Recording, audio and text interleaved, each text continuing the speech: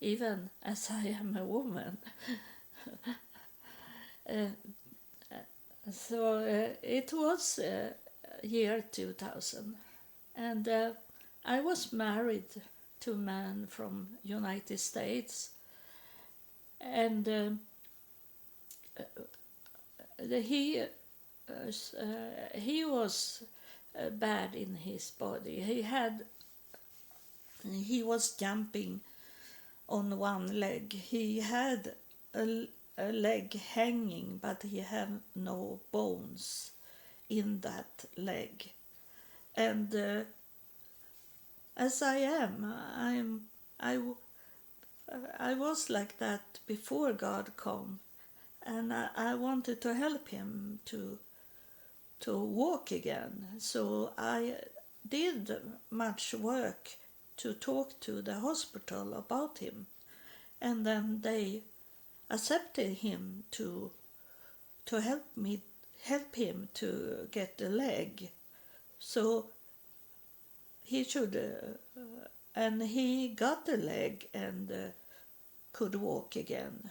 But before, when they should do a surgery on him, the doctors say that they have to be extra careful.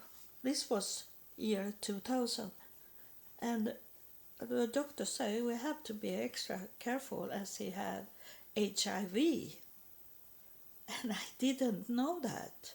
He have not told me that. When if I have told me, I have never married him. I have never moved to Texas, where I was married in Texas, and I be really shaken up.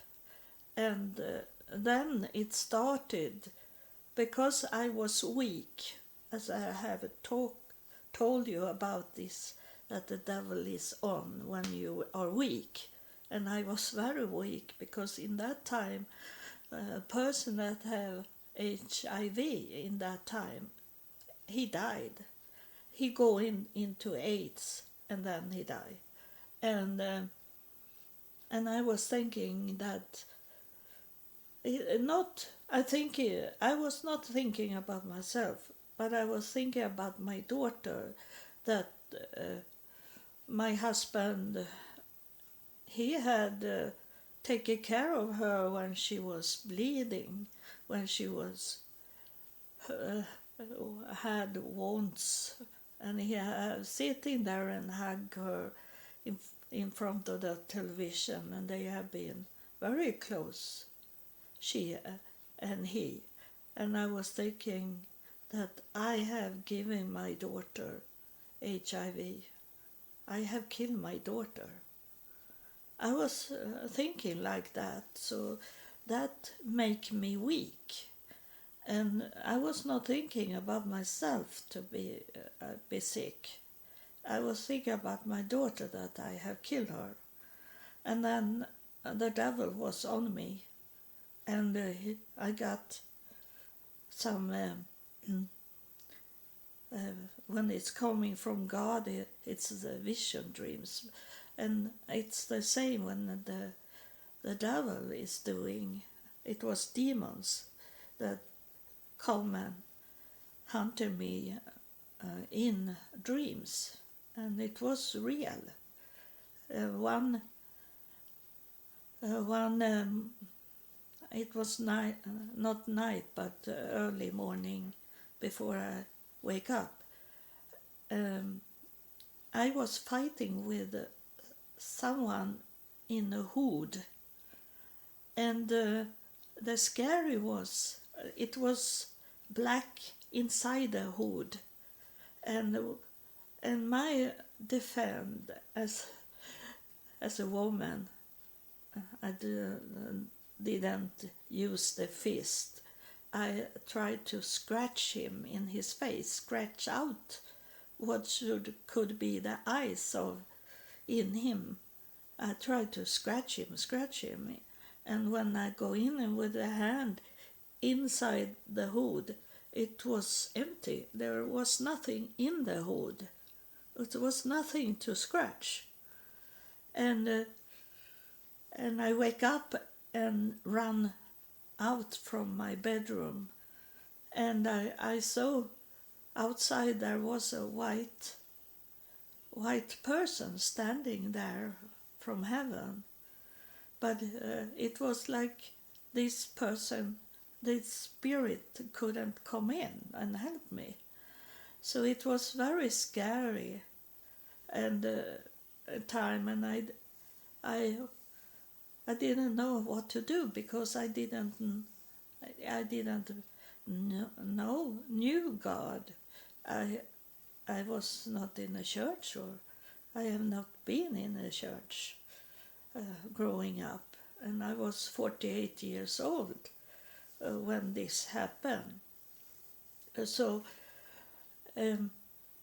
it was going so bad with all this hunting of the devil, and my husband that still laying in the hospital, he make the nurse, the female nurse, to go and get him pizza, and they buy him wine bottles so he could drink. He was a heavy drinker, and he did drugs, and not before we were married, but after marriage he's showing his real face. He's showing that he did these things, and it was terrible for me. And so it's ended that I wanted to make a suicide. I couldn't live anymore. I have killed my daughter. I have a husband that do drugs, drinking, cheating on me with other women, and very bad man, and giving me HIV. I was not thinking about that, but it was included in my weakness. So of course the devil target me and make me think that I should do a suicide. And I know how it is when you feel that you want to make a suicide. It's really crazy. It's crazy because it's coming from demons and the devil, and it's a chaos in the brain. You're not thinking like normal thinking. It's really focused on to make a suicide, how to do it, and but that evening when I should do a suicide, my husband was in Texas in that time, and and my daughter, she was 15 years old, and she and I was by ourselves in our home, and it was in the night before she have had a dream that she was out from our planet, and she told me that she saw our planet was burning, and she was thinking that she should not could come back to our planet, and she was crying, and she would never cry, but that morning she cried, and she told me what she had dreamed about, and I was happy because I knew it was without knowing God. I was happy because she had got this from God. It's very strange that I was thinking in that term, that is spirit and godly things without knowing God before. But it can be that a higher priest that come in the night and show up like a picture, and he sit and write in names in a book, the book of life, the names there. I saw him before I was thinking to do a suicide, and then maybe he make me think in that way because he was close to me. He knew I should try to make a suicide or make a suicide. It had been completed suicide, and so my daughter and I felt it was so much like wind inside our home, but we had nothing. We have closed windows, but it was still wind around us, and it was like caress us around our face. This and my daughter felt it. So we say that as we didn't know God, we say that we are going to see if we can talk to those ghosts. We thought it was ghosts, and my daughter go out on internet and look at what to do could talk with ghosts, and it was like burning herbs, and so we had some olive oils we burn, and I walk around in the home and spread it out, the smoke, and then we put on candles, burning 5 candles with 1 candle in the center and 4 on the side. So the 4 corner, that's our planet, is the 4 corner, and then in the middle was the center of everything. And we sit there and waiting for something to happen. We didn't know anything what should happen. We have not been in these things, and we were scared, so we have all the lights on in our home, so it was not dark at all. And we sit and wait, and it took so long time. So I was thinking that this will not be anything. Maybe we're sitting 1 hour, only sit still and wait.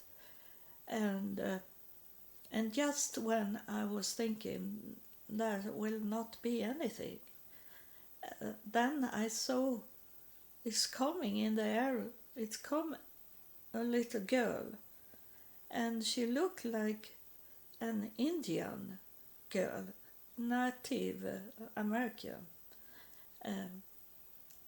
And I say to my daughter, I see a girl like an Indian girl, but then I realize that's me, I said to my daughter, because when I was a child, I had almost black hair, and my mother braided my hair in 2 braids, and on the side, on each side of my face, and my father, he always, when he see me, he was singing, I want to have a little girl with bright hair.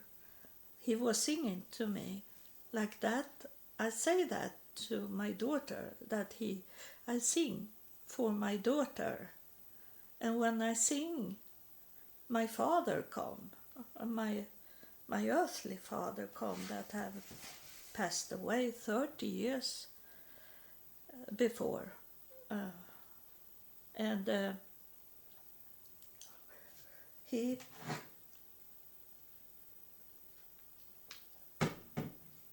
was asking me to forgive him for what he had done in my life. He asked me for forgiveness, and then it come after him. It come 5 other spirits that ask for forgiveness for what they have done in my life.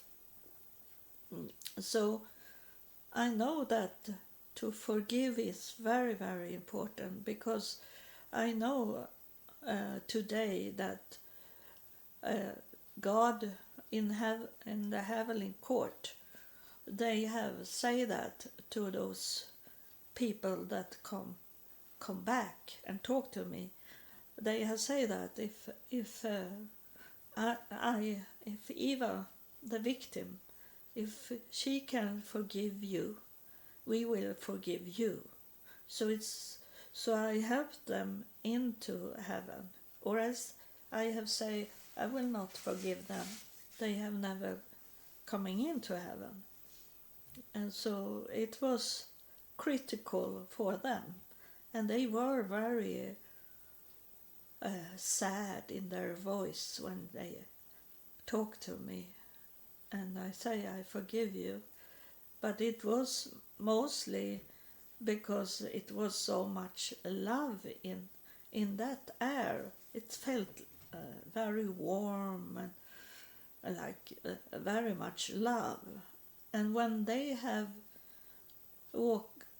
disappeared, I didn't see any body of them. I only heard voices, and then suddenly there stood a man in the corner in the room where we were sitting, my daughter and I, and he had white clothes on and white beard and white hair, and he was like brownish skin on him,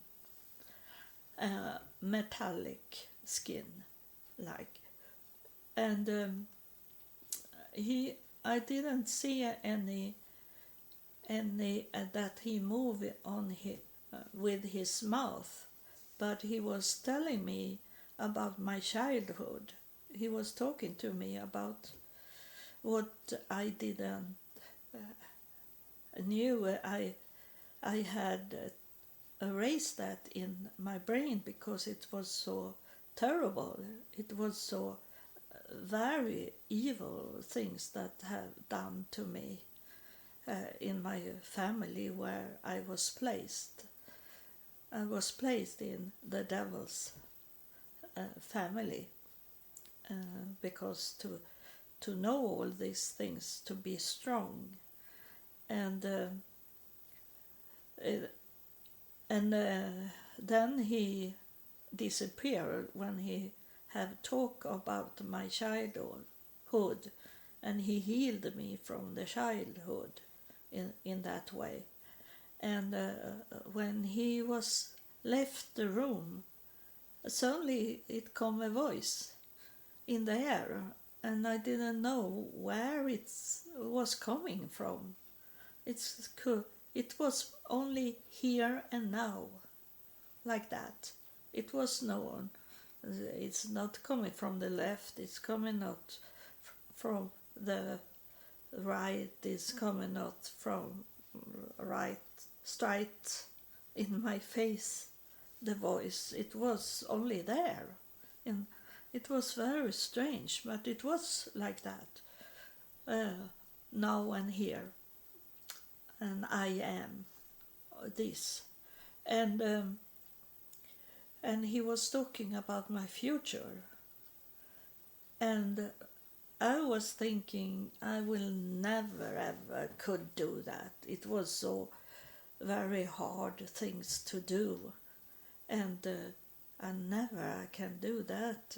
I thought he only was playing with me, like it was not me he was talking about, but everything that he was telling me, all those things have I done today.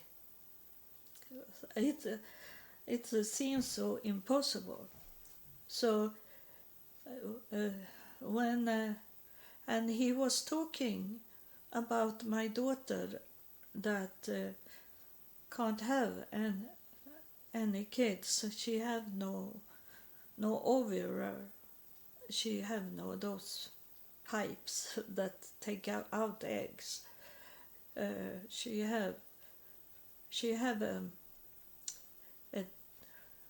not a disease. I have forgot it because she have a syndrome that make those that have this syndrome be like a dwarf, very short in their body, and then they don't can have any kids. And God was talking to me. God Elohim was talking to me, and he said that my daughter should be allowed to carry a child in her womb, he said to me. And when he said that, I was laughing inside me, and I was thinking, it's very strange that I was thinking that this is not God that is talking to me, because he should know that my daughter can't have a child. She can't be pregnant. So I was thinking, and I was laughing inside me, not out so my daughter could hear that I was laughing. I laughed inside me. And God heard my laugh, and he said to me that that's how Sarah was laughing when I told her.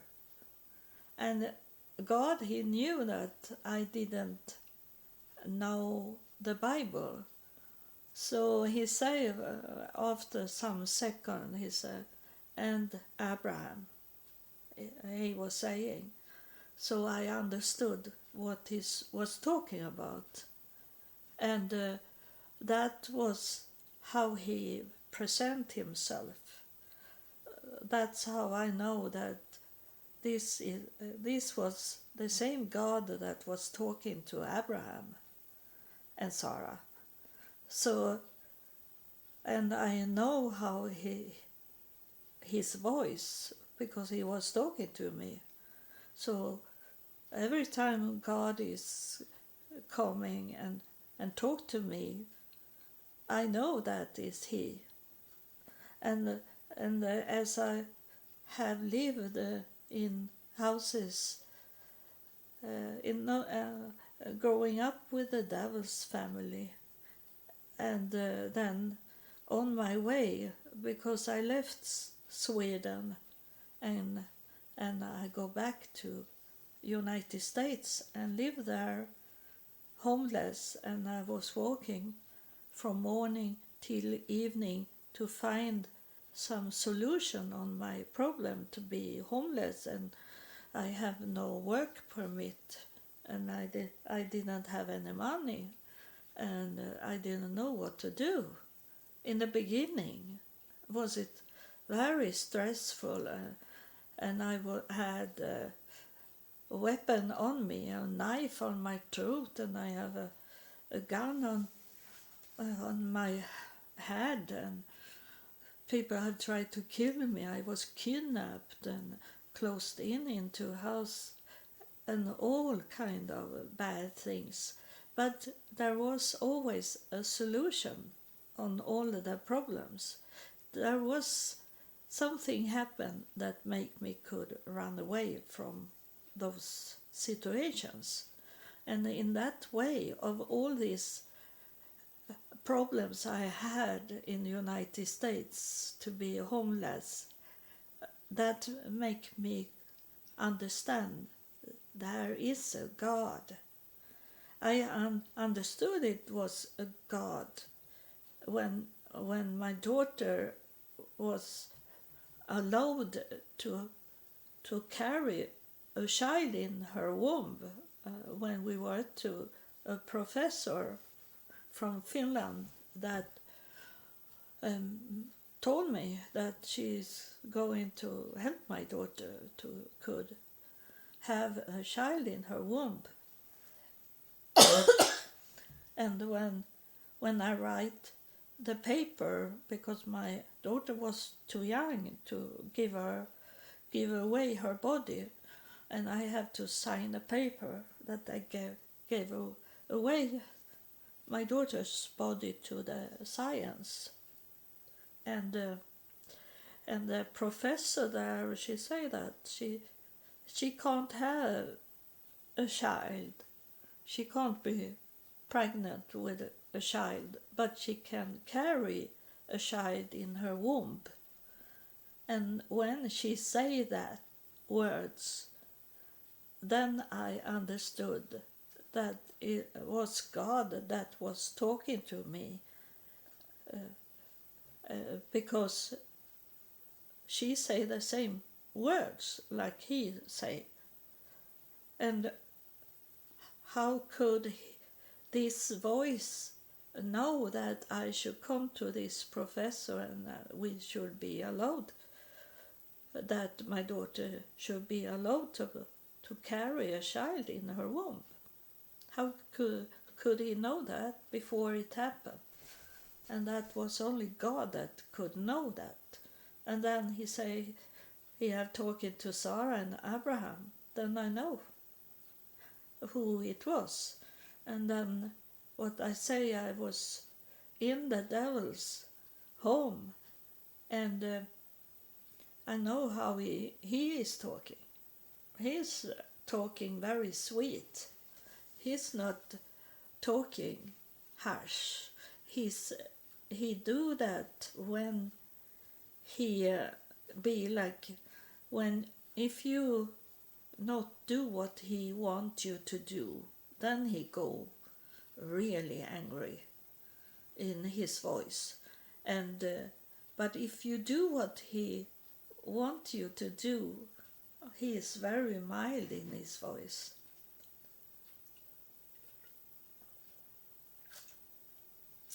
He talking like, hello, talking like this. You come here, I will show you something. This how he is sounding. When God is sounding more like a military, it's not angry, but it's commanding voice. It's a very powerful voice. And so I know. And that's how it started. I was in the United States in 1,260 days, exactly. That's when I come back to Sweden from United States. But I have to do those 3.5 years that says in the Bible many times. And it's amazing that I was exactly 1,260 days in the United States homeless. It sounds not so much when you say 1,260 days, but 3.5 years sounds more. So that's how it started, and I, in my homeless and my very needy life in the United States, in 3.5 years, I come to learn. I come to know God. And then coming back to Sweden, it's only be more and more educated from God. And then when God was telling me to do things, like I have not wanted to visit Israel 3 times, but God have told me to visit Israel, so I have done it. And when God said that I should go to Africa, I go there also without any money, and be there in 3 weeks with the most poor people in Africa. Sometimes we have to eat grass to fill up the stomach, so we were not hungry. And so and we have no electricity or no water in Africa. But I did it because God said that I should go there. So God have told me to do things for Him, to test people. It's the whole time about to test people, how they will act, the hand, how they will act on that situation. And it was like that in the United States, like in the Bible they say, when did we see you hungry? When did we see you without clothes and like that? Because I was clean. I was taking a shower every day, and because I had a bed the whole time. It was only one night I didn't had a bed, but all other nights I was laying in a bed and I could take a shower in the morning, and I did because as I was walking from morning till evening. I was very sweaty and I needed to take a shower to clean me up. So, and I find clothes that was giving out to homeless people. So I have nice clothes on me. So they didn't see me be needy in the churches where I was, in all places I was, to find a solution on my problem. It was not hunger, and it was in the beginning was it hunger because I didn't know how to get food, because I have never been homeless, so I didn't know, but God teach me how to get food to eat. And but I didn't look, and I be sick. I was sick of all the stress, so I got my psoriasis in that time when I come to United States and didn't know how to feed myself, what to do, and so my body be swollen up, and I didn't look like I was starving. So they couldn't see that I was needy. What wrong they did in this way? We can understand that they didn't see me as needy, but they didn't know me. And I come in there, and in those cities I was to find something to eat, and those people that was working there for the churches, they knew most of those people, so they should have wondering what I was doing there. And then also that God make me be in black churches. So I was the only white person in that church where I was going to ask for help. So in that way, why do a white woman walking into our church that is a black church, where it's only African American people in this church, and a white woman is coming?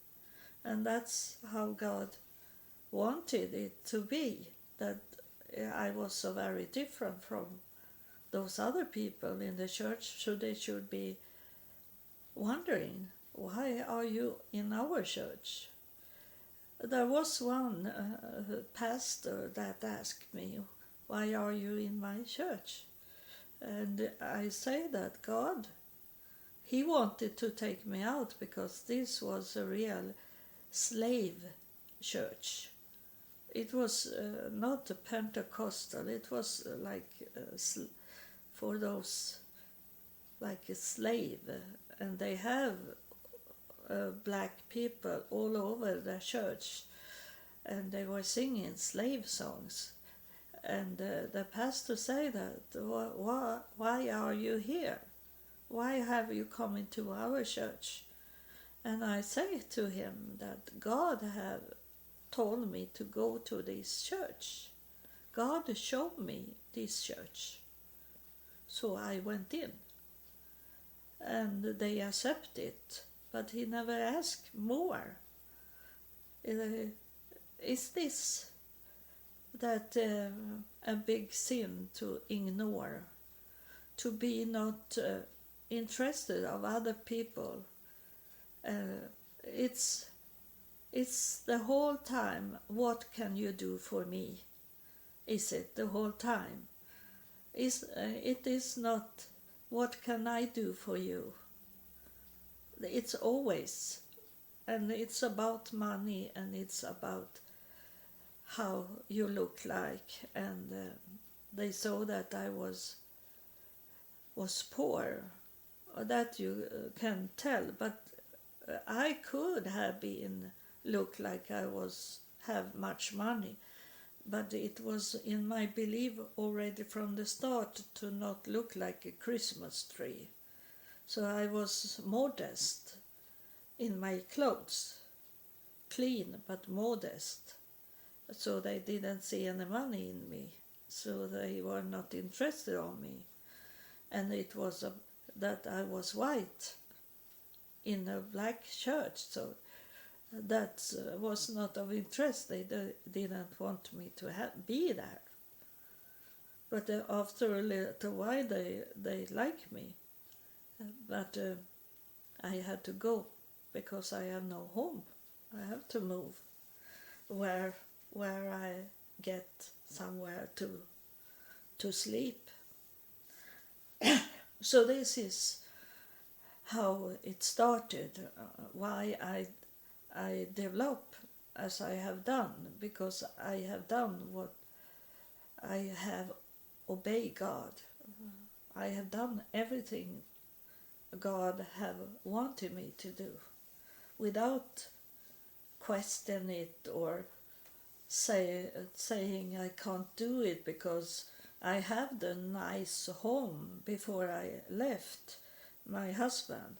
I have a nice job for the city to take care of computer system for the city, and I have a husband and a nice home, and I have kids, but I left everything, even my homeland I left. I did everything for God, and I still do everything for God.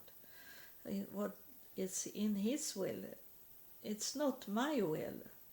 It's what Jesus is saying, to forget yourself, to take away your wants. It's not about your wants, it's about God's will, and I do it. That's why I continue to develop my connection with heaven and God. And that this man from Kabbalah, he can't understand it because it's so big, it's so special that maybe I am the only one that God have taken to be set apart and be the voice for Him in this generation, because I believe there have been in every generation have God placed His prophet for all the generation to have a chance to come to know Him. So thank you. Now I'm going out in my garden again and work. God bless you. Thank you for listening.